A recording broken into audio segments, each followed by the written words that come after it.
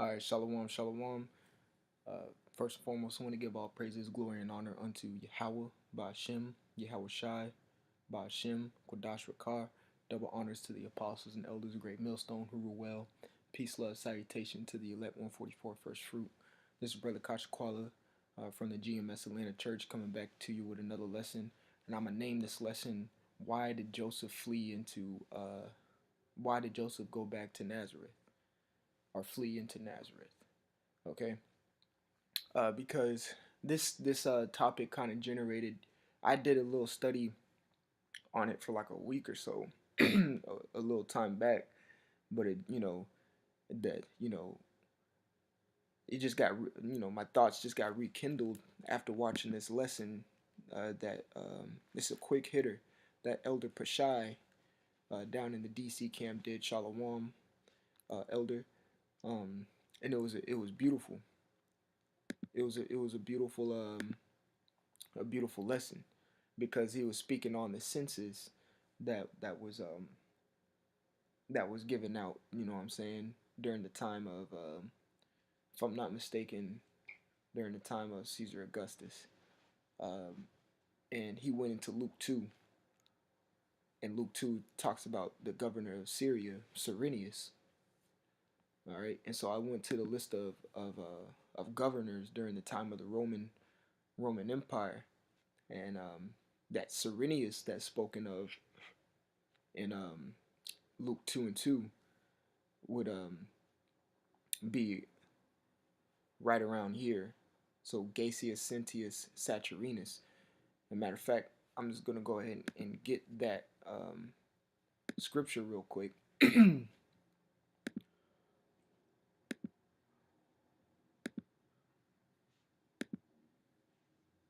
Luke 2:2. As you can see, it says, "And this taxing was made first when Cyrenius was governor." Now, Cyrenius is just a title, which just means warrior. Okay, let me get it right here. Cyrenius. In the Greek, it's pronounced Koreneos. Koreneos. All right, and it says from the Greek form of Roman name Quirinius. His full name is Publius Sulpicius Quirinius. Okay, and even when you continue reading in the Thayer's Greek lexicon, it goes to speak about right here.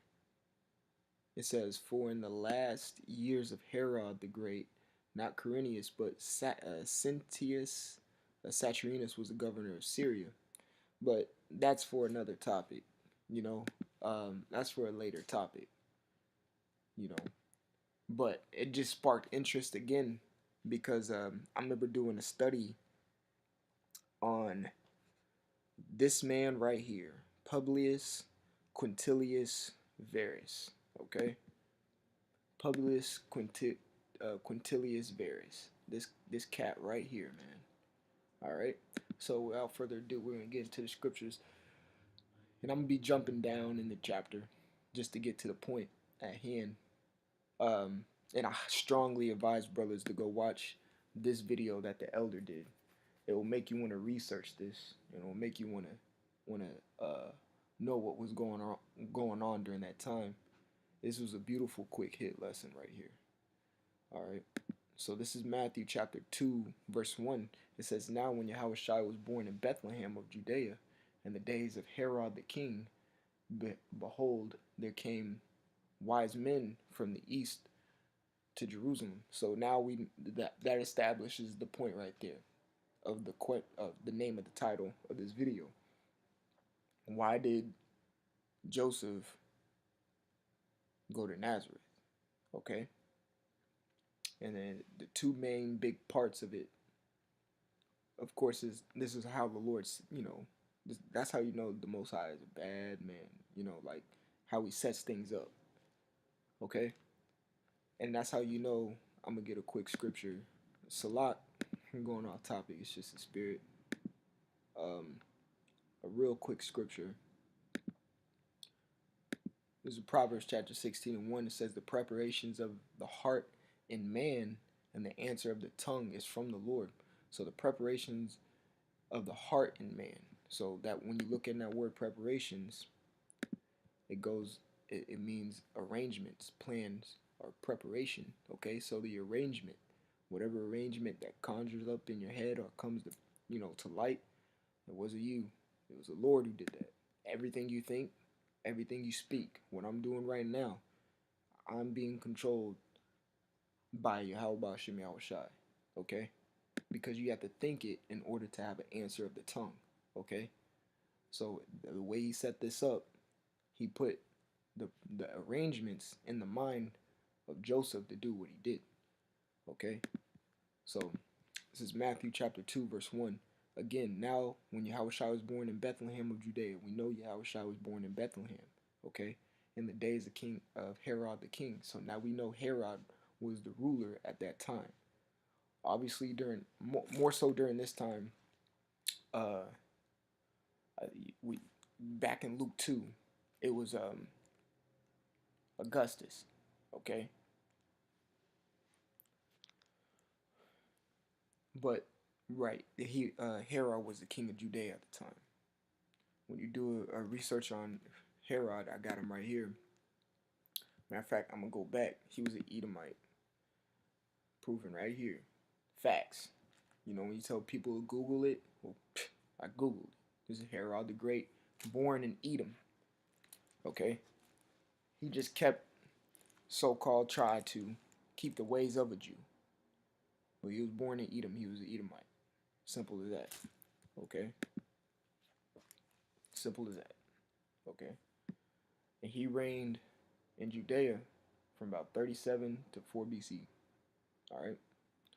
And he was set up, he was put in rulership by a man named Mark Antony. This was during the time after, obviously, after Caesar, Julius Caesar, because we know he was assassinated. And that's why he's like E2 Brutus. You know what I'm saying? He was like, man, you too? Because people turned on him. Okay? He was assassinated. So therefore came what? If I'm not mistaken, the second triumvirate. Okay? That's another topic at hand as well. Okay? And when you look into Augustus, when you read Luke 2, I'm just going to keep Luke 2 on standby. Okay? Luke 2, it says Caesar Augustus. Okay? I'm going to read Luke 2 and 1. And it came to pass in those days that there went out a decree from Caesar Augustus that all the world should be taxed. That's right. Okay? All the world. If I'm not mistaken, that word world right here is oikomeni. Apostle Gabar did a lesson on this not too long ago, which is right. It's oikomeni. All right. His name used to be Octavian. He changed his name to Augustus. Okay. So the triumphant was, if I'm not mistaken, two of the men was Mark Antony and Octavian. Okay. So Mark Antony put King Herod in the position he's in. Okay, and that's how the Herodian family got in some type of rulership. So now back to the topic at hand. We know who the king was of Judea at the time, and we know where Yahushua was born, which was in Bethlehem. So why did not Joseph go back to Bethlehem after King Herod died? Okay.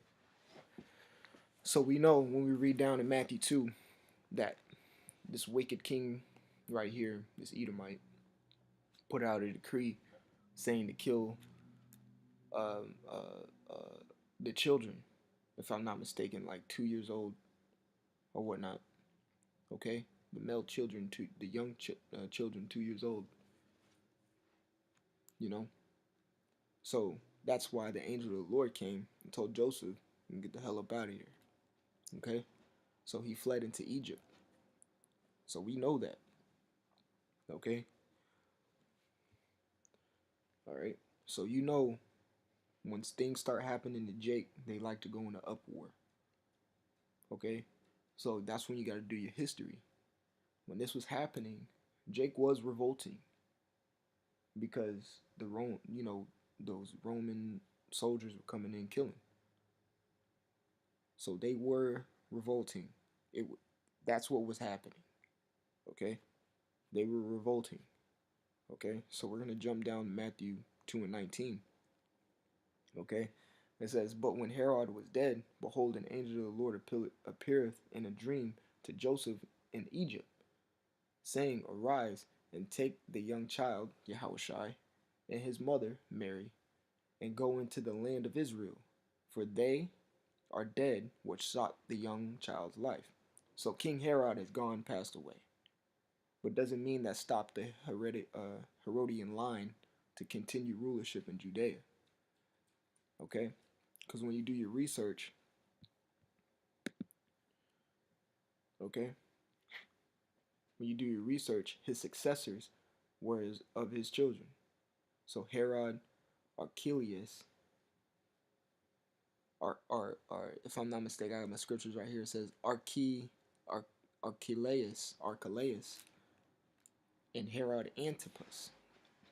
Okay, so you had those two Herodian um, people ruling after King Herod the Great.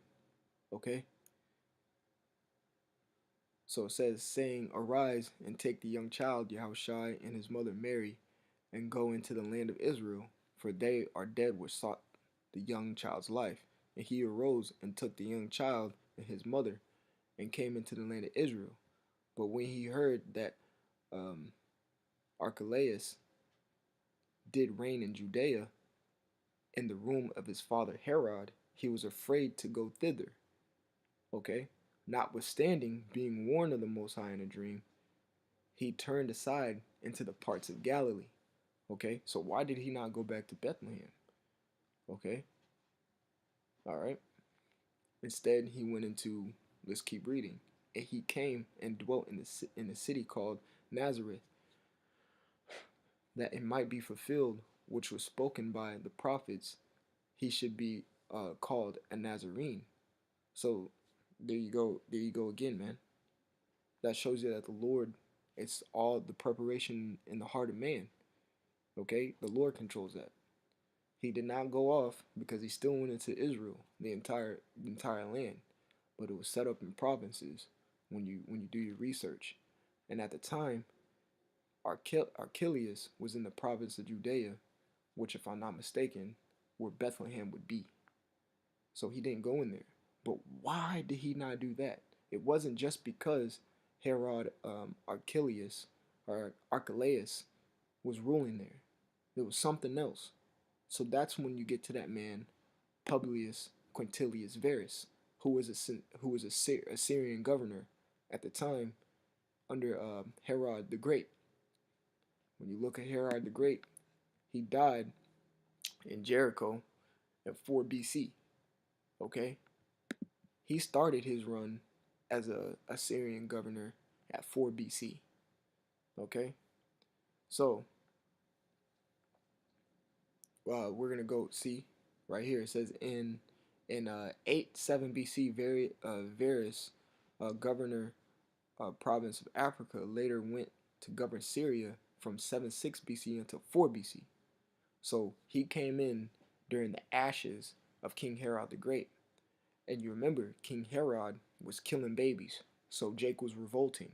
So it continues saying, the Jewish historian Josephus mentions the swift action of Varius against Masonic revolt in Judea after the death of Roman client King Herod the Great.